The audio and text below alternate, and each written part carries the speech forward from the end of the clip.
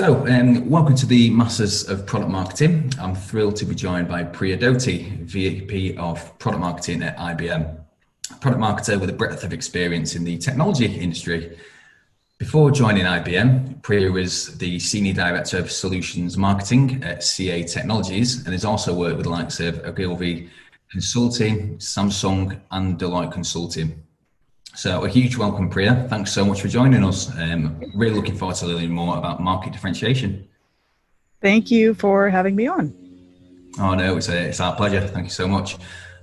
So first and foremost, sticking with the theme of technology. So technology obviously plays such a prevalent role in our lives today, even more so with the recent pandemic. So can you outline an instance whereby an app has been used to differentiate a company's offering, and in doing so, how is this enhancing the quality of the overall consumer experience?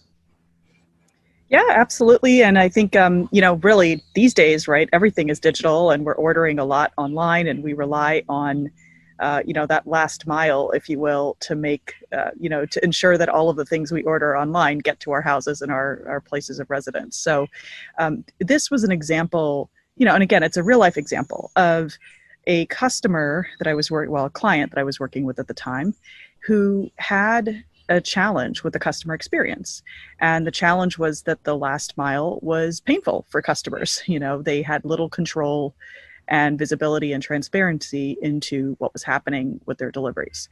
And so what they decided to do is build an app, a mobile app that would help consumers be able to get control over their packages and their mail and all of these things. And at the time, they were actually one of the first to market with this. But I don't think the consumer really cared. It was more just like, how do we make this experience better for the consumer? And so as we thought about our marketing plans, what I thought was interesting about this example, especially for the product marketing community, is, so often we think of differentiation as being messaging. And in this example, it was actually about making something, and so it was about having this app that enabled the consumer to have more control over this last mile experience.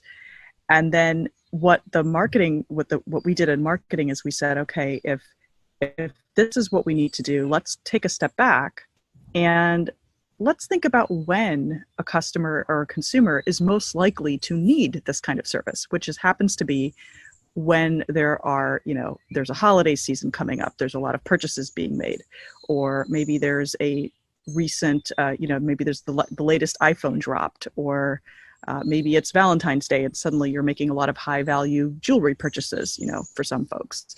And so we actually took our marketing strategy and we heavied up our ad buying and our targeting in our paid media and our content syndication and everything else we did. We heavied it up to focus on those kind of moments of truth with the customer. And as a result, because we were intercepting that purchasing journey at a point when the client or the consumer, I should say, really cared about it, we actually did really well with our signups as well. So we had goals for subscribers and it was really a demand gen objective. And we met them. We had really rapid growth in subscribers who were sort of downloading this app and using it. And it was totally because, we were finding those moments of truth where the consumer would really absolutely want to download the app and use it, right? And I think that was an interesting example of how the experience itself can be a differentiator. And again, how the marketing strategy came to life really helped that process. Fantastic. That's it's really interesting. And so, from a business perspective, which areas of business are used to differentiate a company from its competitors? So that's more of a slightly different approach. So the last example was more of, okay, here's an application, an app that's, creating a different consumer experience. But the majority of the time, if you're working in tech or you're working in, some B2C or B2B company, the majority of the time, your product and solution itself is not enough to differentiate the company, right? There may be some features you're better at, there may be some features you're at parity at, there might be some you're behind with. But the reality is that's not enough to differentiate yourself. And so you have to look at, what else do you have in the kit to look at? Do you have something around your partnership, your pricing, your the way you do business, your support? All of those things matter. And a couple examples of how I've worked with teams to make that come to life. One was working with a company, with just a group of sellers. So there were just got in a room with a group of sellers, and we started this exercise that Corporate Visions has actually come up with. So for those of you who don't know Corporate Visions, I'll give them a plug because I really value their stuff. But they are a sort of a sales solutions kind of messaging experts. And they gave us this framework to work with. And it was basically the essence of it was to say, what is it that we do? What is it that our competitors do? What do our clients want? And then how can we triangulate amongst that to find that differentiation point where what we want or what our clients want and what our competitors can't deliver, right? So what can we offer uniquely? That was what we wanted to differentiate on. And so in that example, we got a bunch of sellers in a room. It was actually really fun. And they all took their individual portfolio areas and they built their own differentiation story, with what they knew about their product and their solution, the pricing, the support, the partnership. And even though they couldn't always say every feature was better, they were able to find that total story that really mattered to the customer. And I do think in B2B especially that product marketers have a tendency to focus on the tech and the product and assume that that's the main differentiator, but it isn't always. Oftentimes it's things like, the relationship, the support, the pricing, and things of that nature that are more at the business level. So that's definitely one kind of example of that. Okay, fantastic. And I imagine that a huge part of almost identifying those differentiators, research forms a huge part of that. So could you explain a little bit more about how core research is used to differentiate within a company? And so when you say research, are you meaning market research or are you meaning more like R&D? Yeah, so it could be, it could be market research, could be, focus groups, anything from your perspective, whatever you think is more applicable. Yeah. Yeah, I'll take the market research piece first. I think research is really critical because what you can do is if you have good market research and you have data on what your competitors are doing, that can really be mined to create statements around differentiation, to create elements of differentiation. And a lot of the value of that is, listen, if you get a bunch of marketers in a room, we're going to find a way to say we have like the first and best and, greatest technology and product ever, right? And so we quickly can work ourselves into, a little bit of a fever swamp where we're suddenly like the best thing ever. And we're going to put our product on the side of a billboard or, airplane or something. But the problem with that is you got to have it back. You have to back it up with something real, right?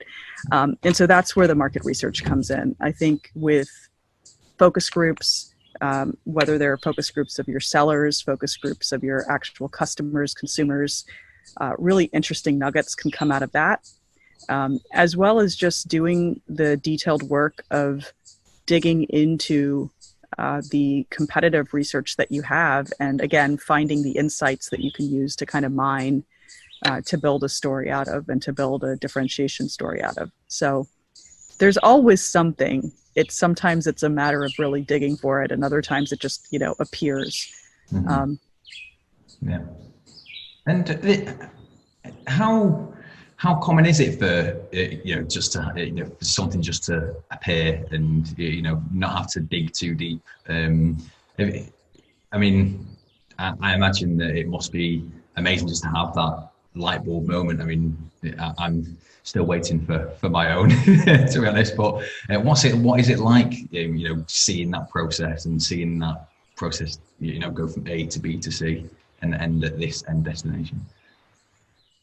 Yeah, that nirvana moment is what we're all seeking, right? Where somebody just says, and then there's something is drawn on a whiteboard or a napkin, and we're like, that's it, that's the thing. Sure. It's yeah, there are times when it's really straightforward. So I like an example of that was a client I worked on where they had a really strong design ethos, and that was just something that people believed about them.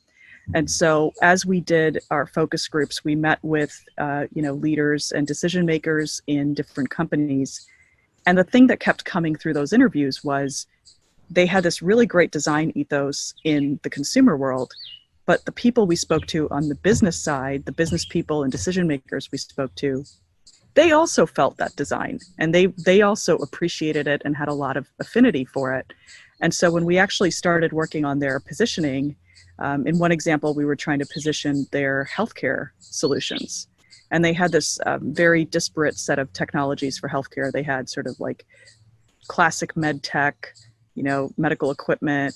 They had lab testing. They had other solutions, more like IT solutions for healthcare. And we had to sort of find a way to position all of this together. And what we ended up talking about was how the design, which of course is a product design, industrial design essentially, but how the design of these products brought a lot of the experience and a lot of the patient centricity to life. And that worked because we understood what in these sort of mini focus groups with these business people, what they were saying was that, that design ethos did translate into how they believed those products would function in their actual business environment. Fantastic. Thank you so much. Yeah, I don't know if that answers your question, but that's an example of just, how you can leverage those focus group insights. Yeah. No, absolutely.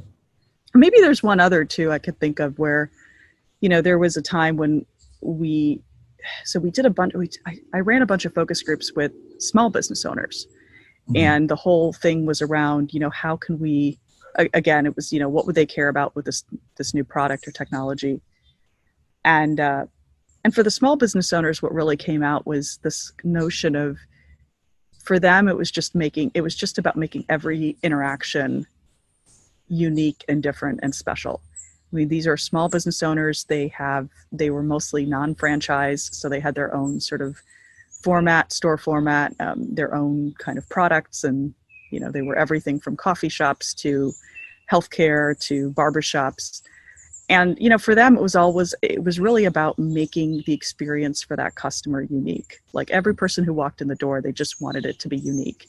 And so we found that aligning the way we talked about our product with that nugget, that sort of idea that, hey, this is something that'll help you make that experience better, that really played well with them. Oh, okay. And that actually resonates with myself because my parents have a small business. So it's actually quite, it's quite interesting to hear how that was applied. So thanks very much. So with a portfolio as big as the one that's in place at IBM, how do you guys tackle differentiation yourselves, whether that be by individual product or by a product bucket or and so forth? Yeah, it's pretty much all of the above. Right? Yeah.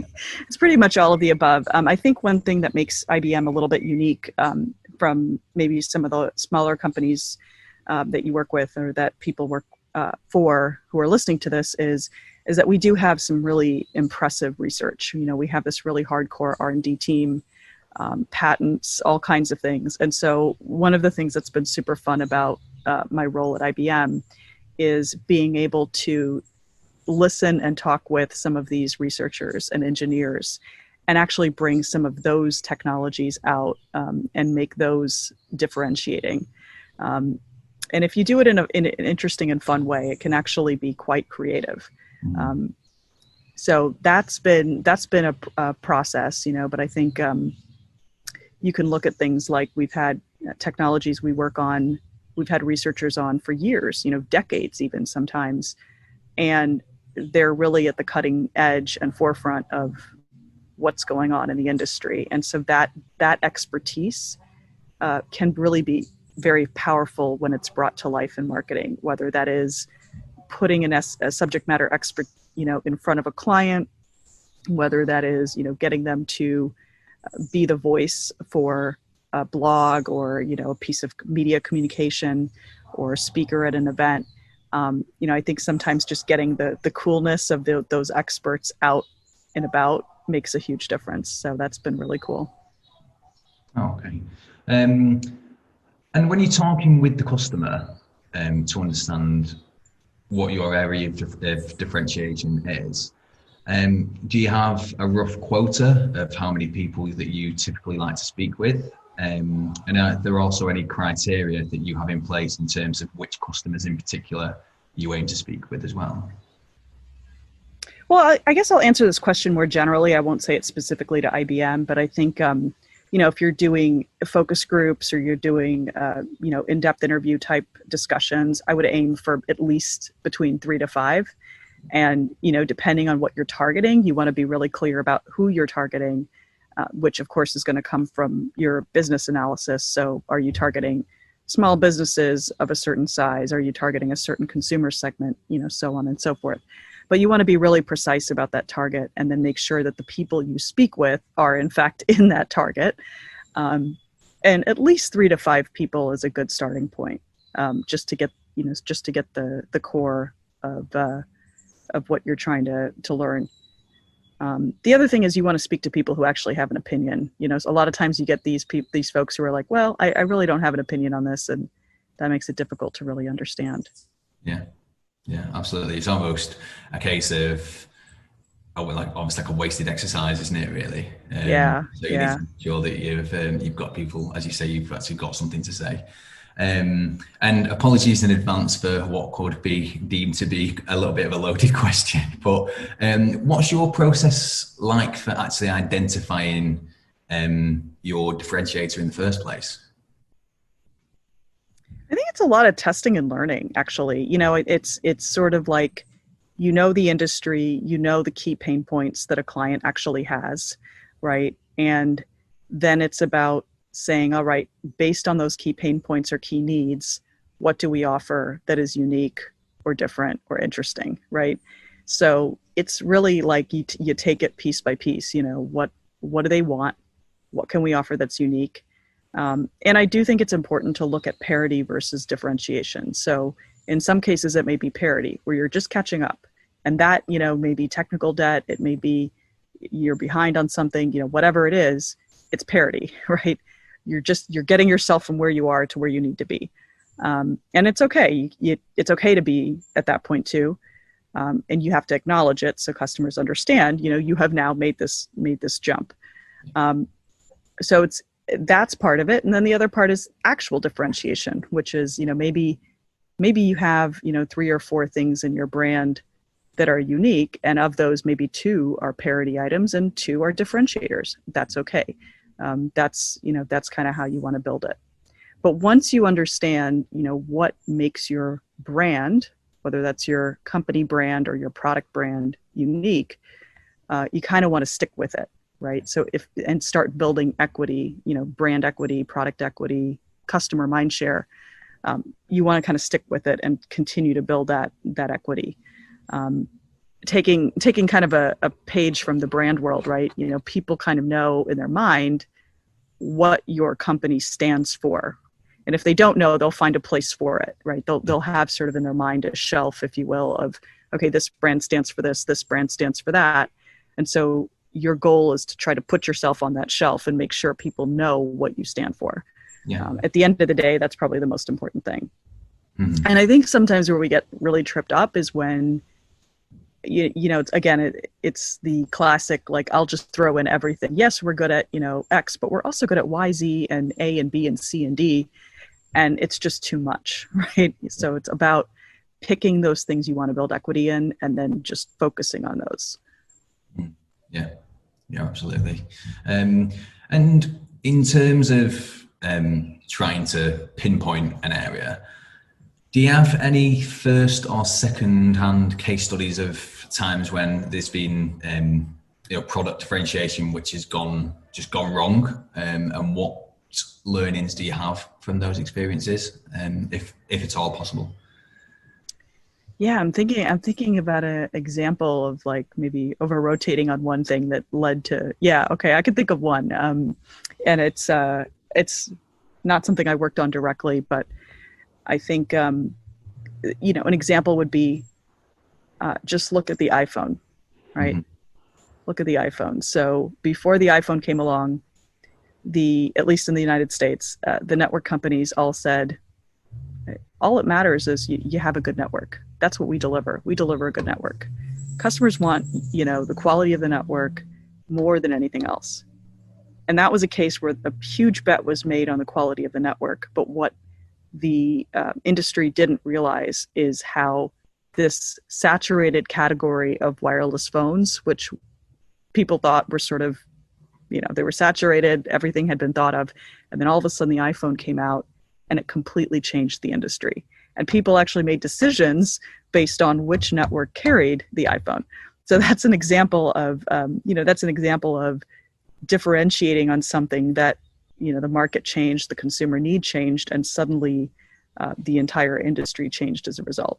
Yeah, yeah. No, and I actually remember when the iPhone came out here in the UK as well, and people, I think my dad got one, and he picked his iPhone. He paid more because he wanted an iPhone, and it was just bonkers. And so I totally can relate to what you're saying. I totally forgot about that as well, to be honest. But nobody would have believed you if you told them that, when it was considered a commodity market, oh yeah, there's wireless phones everywhere. Why would you spend more for one? And yet here we are, and now the price of the iPhone keeps going up, and we continue to spend money on it. So it's that's an example of just differentiating on something that was important, but there were other things that were important too to customers. Mm-hmm. And in terms of the tipping point for knowing when you've, conversely, when you know you've hit the nail on the head, when do you know that point's come and you've actually found your key differentiator? It's when you see sales success, right? When you see that velocity is happening in the channels that you're in, you're actually getting sales, and whether it's retail or direct sales or partners or whatever online, that you're getting sales, and that the time to make the sale or the cost to make the sale is decreasing. So ultimately, that is what should be the metric by which you determine, is that differentiation succeeding? And it's not, an analyst told you it was great and they really liked it, or, an executive on your company thinks it's awesome, right? It's really about, is it landing with the customer, generating sales, and is the differentiation clear enough that it's actually speeding the sale? Yeah. And I suppose that can almost be applied to any field at all, can't it, really? Because any, yeah. Oh, yeah. Any, and go on, sorry. And that's kind of why I think that's no worries, but I think that's why getting the feedback loop in product marketing is so critical. Talking to your sellers or getting actual sale data is so critical, because you want to know what is actually landing and what is actually selling in the market. And there are examples I can think of where, again, not specific to the company I work for today, but there are examples I can think of where entire product lines have been created to rebrand everything into some specific way. And then you go look at the sales data and you find out that the majority of the customer base is still buying, the way it was before, or the way that the legacy was before. So again, it's you got to see the adoption and the velocity and all of that to understand if that differentiation is really happening and working for you. And in terms of actually, excuse me, in terms of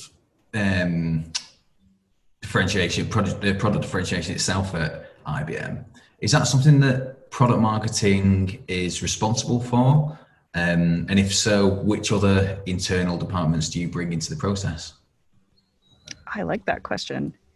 I think everybody is responsible for differentiation, if you ask me. But yes, product marketing, as the function that sort of owns solution messaging, kind of getting that messaging together. We work very closely with offering management, which is what we call our product management discipline. We work very closely with our sellers, who in many cases can be very technical and very knowledgeable about the customers and the accounts that they work on. And of course, we work with our peers in performance marketing. And I think performance marketing has a good role to play there too, because they know a lot of the data, right? The cues that you get in digital, the cues on search, the cues in inbound traffic on digital. And so when you can work with kind of that set of people, sales, product, your performance marketing as well as product marketing, that's kind of the process of getting that differentiation together. And then I probably would be remiss if I didn't mention our legal team, because any claim that we build, any sort of statement that we want to make has to go through legal. And I think one thing I really admire about IBM is we do actually have a lot of integrity around what we say and how we say it, and make sure that we're complying with the right rules and regulations. Okay.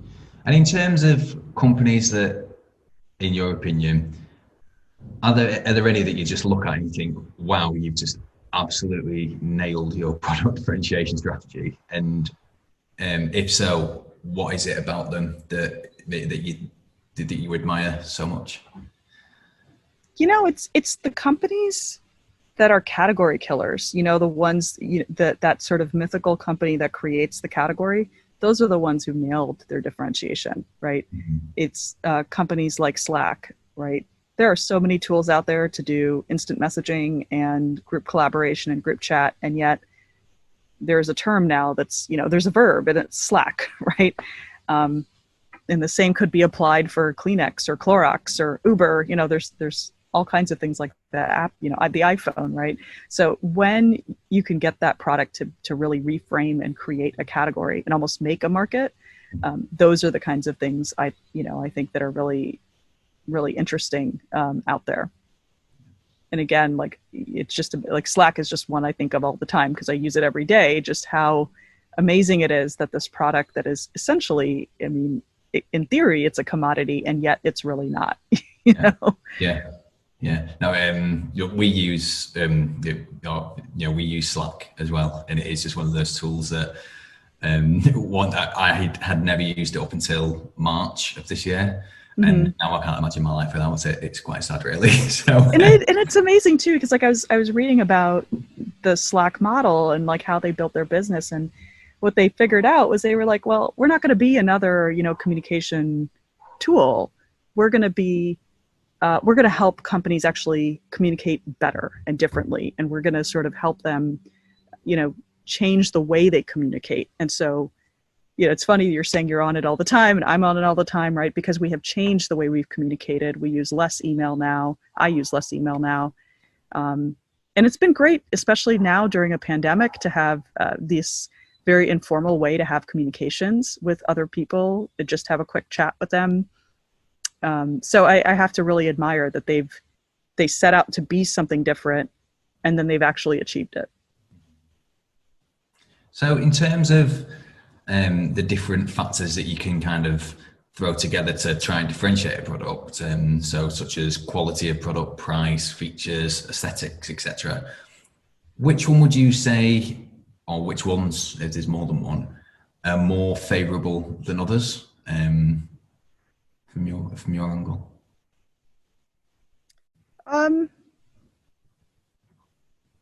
Well, again, it's probably the features more than anything, right? Because at the end of the day, a product is a product.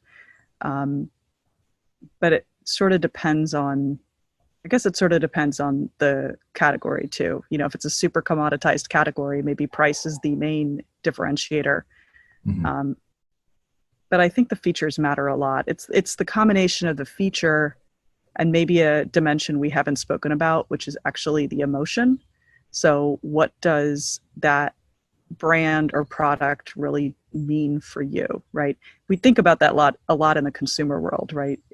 It's not a product, it's not Coca-Cola itself. It's what is the emotion of, what does that Coca-Cola do for your life, right? How does it make you feel? How does it make you a better person?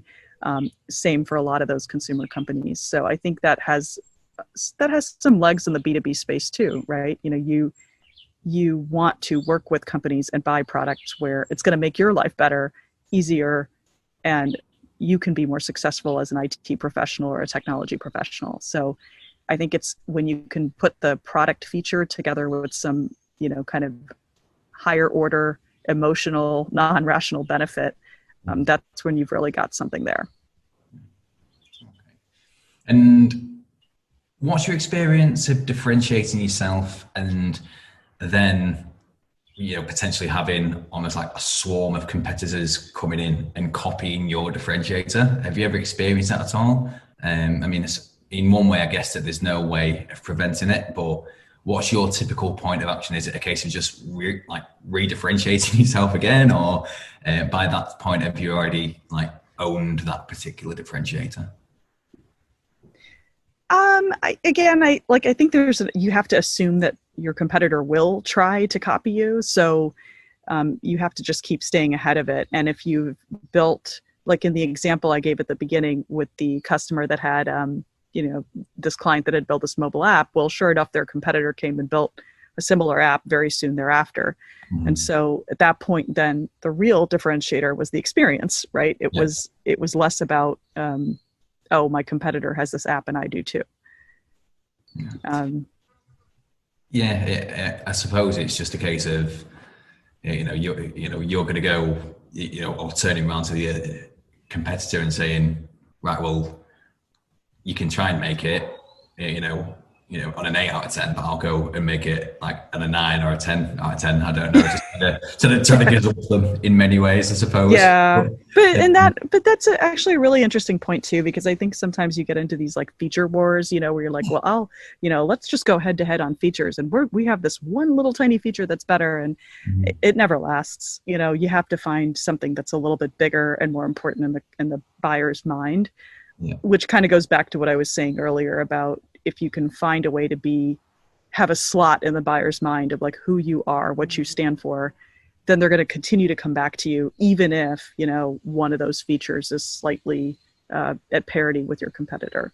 Yeah, absolutely. It's again, going back to the iPhone example with, Android and iPhone, I suppose that, or, Samsung and iPhone, whatever, you'll always have an iPhone camp and you always have an Android camp, and, a phone could come out with, all singing, all dancing features, but you will always get, the Apple camp who will always stay all to Apple, I suppose.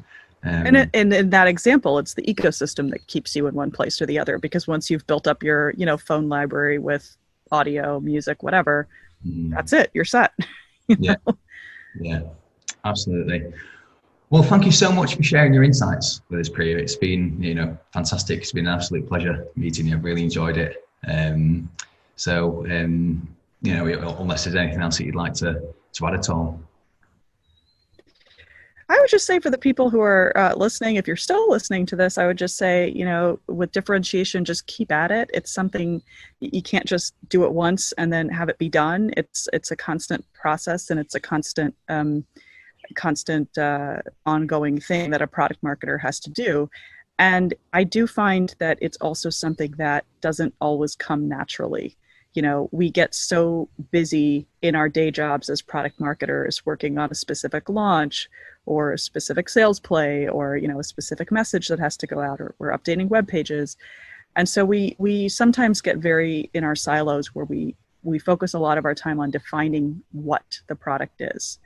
And too often we do not give ourselves enough time to think about why the product exists and why the product is unique. And ultimately, the two questions that are really good to always ask yourself, which are, why should the client buy this product, and why now, right?